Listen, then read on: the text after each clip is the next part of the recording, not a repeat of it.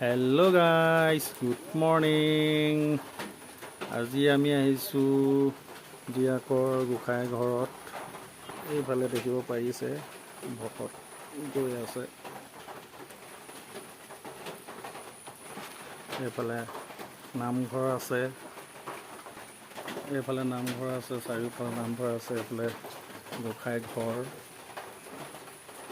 ইয়াত মেইন ঘৰ, ইয়াতে গোসাঁই চোৱা চিতা কৰে। মই পিছত ভিতৰলৈ যোৱা নাই, সোনকালে মই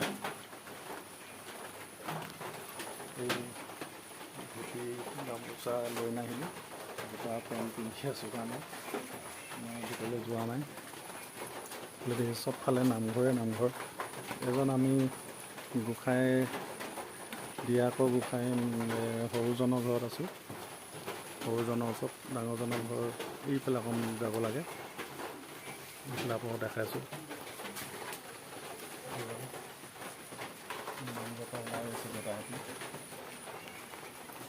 এইফালে দেখিব পাৰিছে এইজন বতাহ এতিয়া অহা যোৱা গৈ আছে। চোৱাই চিতাই গৈ আছে ৰাইজসকল।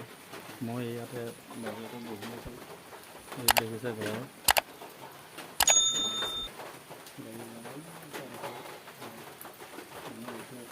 গাড়ী দেখিছে। আজি নাই, আজি মঙলবাৰ কাৰণে আজি মানুহ অলপ কম থাকে, বহুত কম থাকে।